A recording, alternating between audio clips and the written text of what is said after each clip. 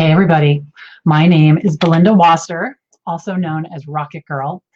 If you're joining us live today, welcome. Thank you for taking the time. I really appreciate it. And if you're watching the replay, I'm glad that you could make it back around.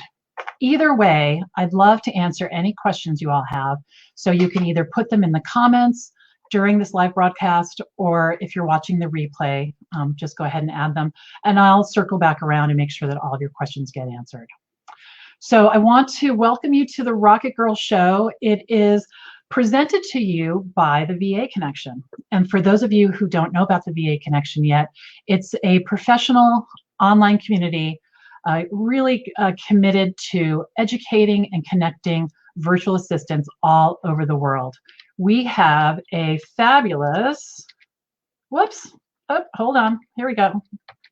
I'm in the wrong place. All right, a fabulous Facebook group that I'd like to invite you to join. You can join us either by typing the Virtual Assistant Connection in the top bar, the search bar in Facebook, or you can use this bit.ly link, bit.ly.vaconnection.com, and you'll also be brought to the group. We have well over 500 members.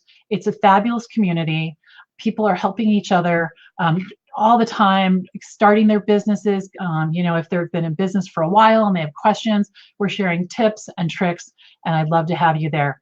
There's also lots of videos and written archive. There is a written archive of best practices for being and starting a VA business as well. So I hope that you'll think about joining us.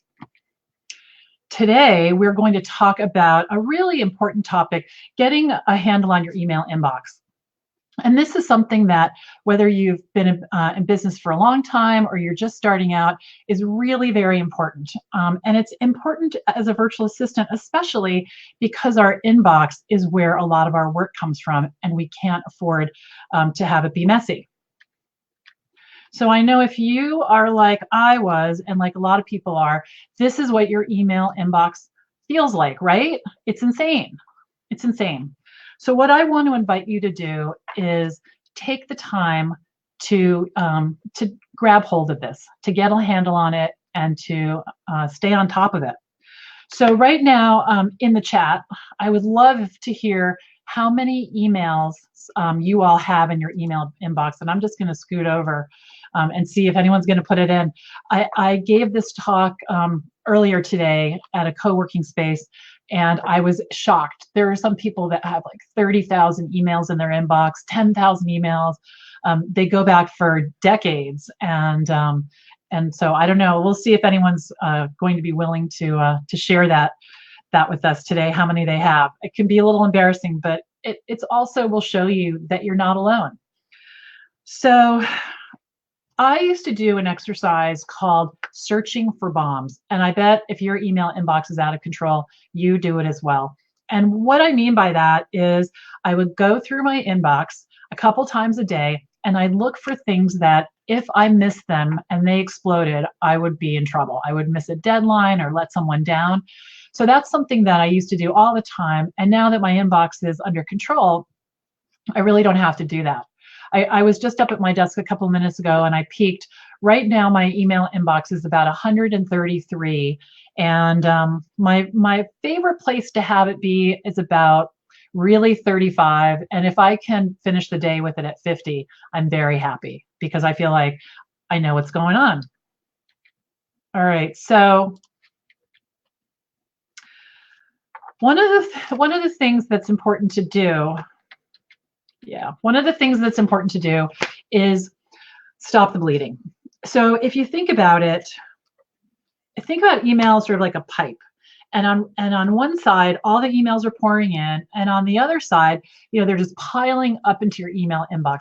So if you can put a cap on the side of your email inbox so that the emails are not flowing more and more into this big giant folder that's getting bigger and bigger, that's a great first step. So how you do that is create a folder in your email and take all of the email that's in your inbox, except the emails for the last month, and put them over into this folder. Now, you might think, well, how is that going to help? And one point I want to be really clear about is that you're already living in a mess. People think that they're going to make it perfect, and that's why they don't start the project. Because if you have 10,000 emails and you're planning on making that inbox perfect, it's going to be a barrier. It's just not going to happen.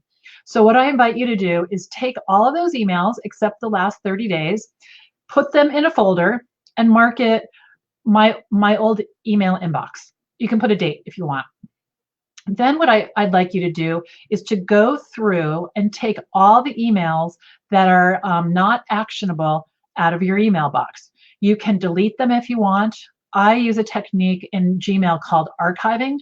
So I take it out of my inbox, but I don't take it out of Gmail. It's then found in my all mail folder. So that's the way to keep my inbox clean and to also keep a history of all of my email so that I can use it if I want to. Now, so then what I want you to do is I want you to do something called lumping. Lumping is where you organize your emails by the sender, and you look through and categorize what the work is that they're asking you to do. Something that is important to know is that an email program is nothing except a delivery mechanism. It's not a project management software. It's not a file saving software where you keep all your attachments and files. I'm going to talk about that in a minute. It's really a delivery mechanism. So you want to get the emails in, you want to move them into your workflow. Someone said they have 2,236 emails. That's actually not bad compared to what I heard today. So you want to get them into your workflow so you can get the work done. So here's an example. Let's say my client sends me, she sends me 3 emails.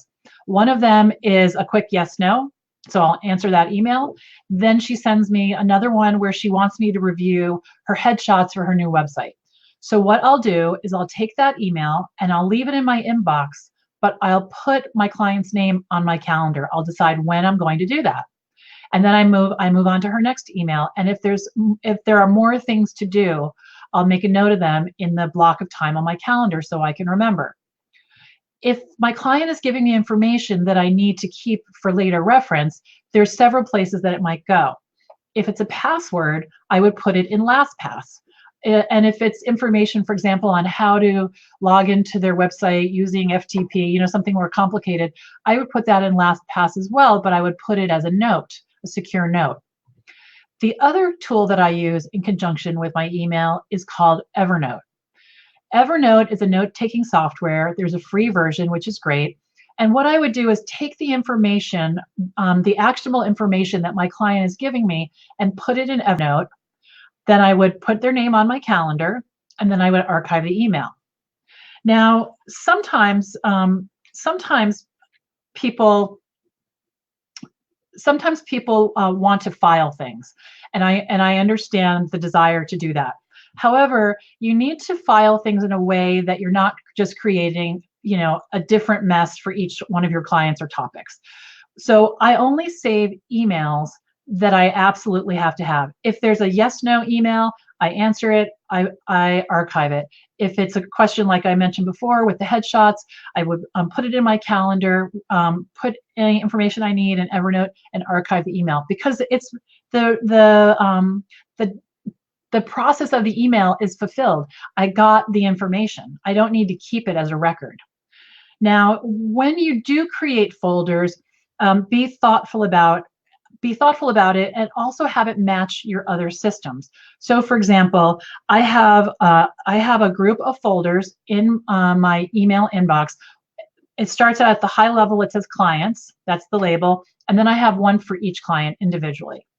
I also have the same thing in Evernote. So when I'm moving the information from one system to the other, it's going into the same thing, where there's a notebook called clients, and then there's a page in Evernote for each one. I always put the newest information at the top so that I can find it and so that I know it's current. All right, now let's talk about downloading attachments and how that works. So once again, I just said this, but I want to say it again because it's important. Email is not a place to store email attachments. So in addition to having the system in email with my clients' names, and an Evernote with my clients' names. I also have a Dropbox folder called Clients, and underneath that, inside that big folder, I have a folder for each client. When a client sends me something that I need to keep, I download it into their folder. But let me give you an example of something that you might think you need to keep, but you really don't. So let's say Sarah sends me her email newsletter. She sent it to me in a Word document. So I open up that attachment. I don't have to download it. I just have to, well, actually I do. I need to download it, and it goes into my download folder. And then I open it in Word, and I take the pieces of that newsletter that she's provided to me, and I put it into MailChimp. Now it's in MailChimp. I take the email that that she sent me the newsletter with, and I'll say, I'm sending you a test. Keep an eye out on it for it, and I'll send her that email, and then I'll archive it. I close the Word document. I don't save it because I don't need to refer to it again. Now, yes, it's in my download folder, and every once in a while I'll go and I'll delete the contents of my download folder so that my hard drive isn't overrun with things that I don't need. Then Sarah, if she wants me to add it to her LinkedIn, or she wants to add it to her website, I'll do that from the MailChimp copy, because it's possible there have been some edits back and forth and I want the latest version. So here in this project, we moved the information out of email, we opened it in Word, and we ended up not having to keep any emails or any files at all in this particular case. So you can start to see how that would work. Now let's actually jump back here for a second. I want to make a couple more points. Everything doesn't fit in a client folder. I have other things in my life as well, right? So for example, I have a folder called Fingertips, things I want to keep at my fingertips. The things that would go in there are if I place an online order and I want to keep the receipt.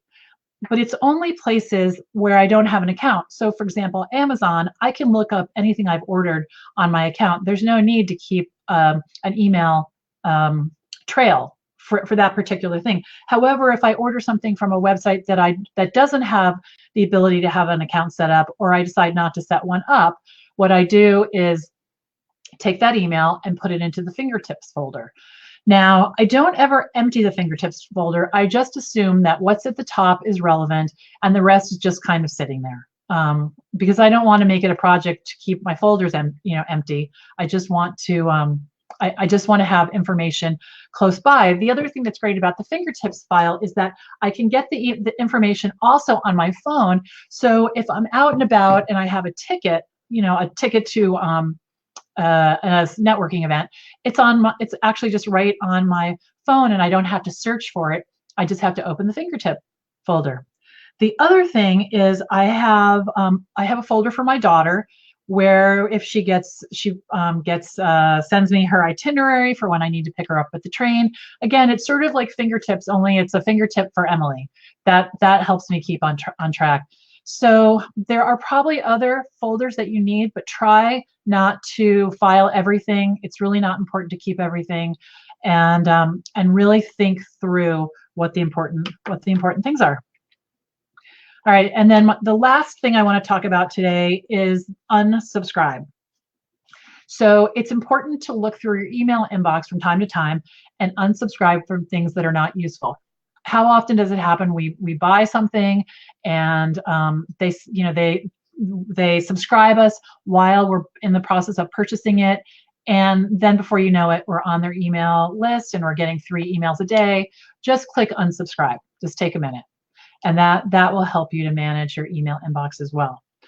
Okay, so I'm going to look at the comments and see if anyone has any questions they want me to answer right now. I would be happy to answer those.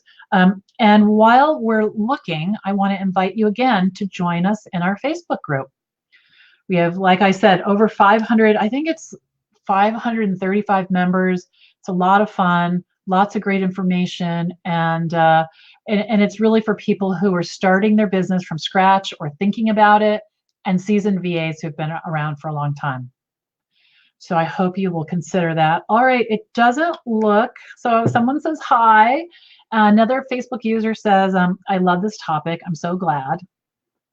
I'm so glad. Okay, so I want you to have a great rest of your day.